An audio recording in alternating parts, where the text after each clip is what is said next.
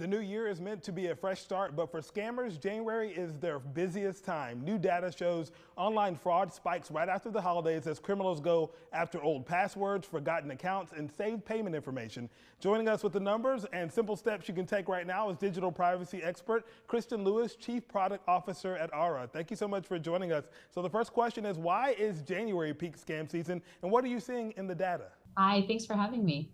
What seems to really drive the spike is what happens after the holidays. So there's so much, transacting, online account creation during the holidays in November and December. People forget about them in January, and those old or unused accounts become really easy targets. Scammers are also really ramping up after the holidays. There's a lot of sort of seasonal scams, whether it's the start of tax season, where they're targeting people for W-2s and pretending to be IRS impersonators, or they're taking advantage of that post-holiday rush around people looking for, late packages and redeliveries.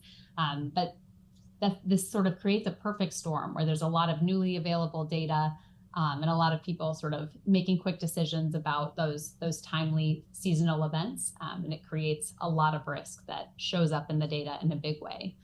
We sent over 2.5 million scam alerts in January 2025 and almost 2 million dark web credentials exposed alerts as well, which was more than any other month of the year, and we're already seeing a similar spike again in 2026.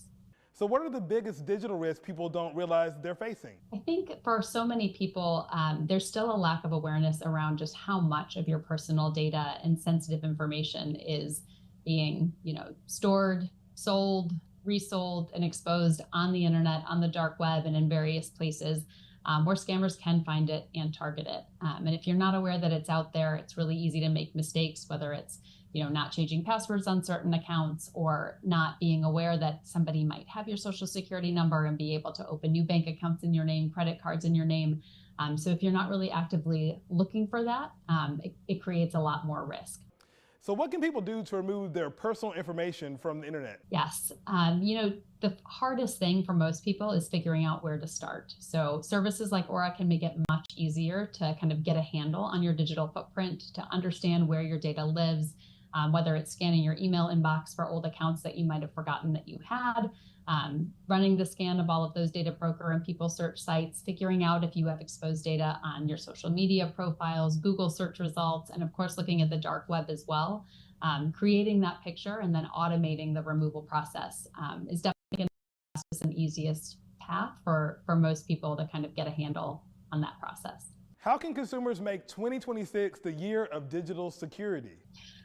Digital security at this point should be treated a lot like, overall health and wellness. So, just like we kick off the new year with kind of a commitment to be healthy and understand risk factors, go get health checkups, things like that. Treat your digital health and safety the exact same way. You need to spend some time and investment, understanding your own risk profile and getting best practices about what you can do, to really reduce risk. To make sure that you don't fall behind or just have that lack of awareness about what might happen. Kristen, where can people go for more information? Yes, you can find a lot of information and resources about how to stay safe online at www.aura.com. Thanks, Kristen. We'll be sure to put the segment for you at our website, yourcarolina.tv. Thank you for having me.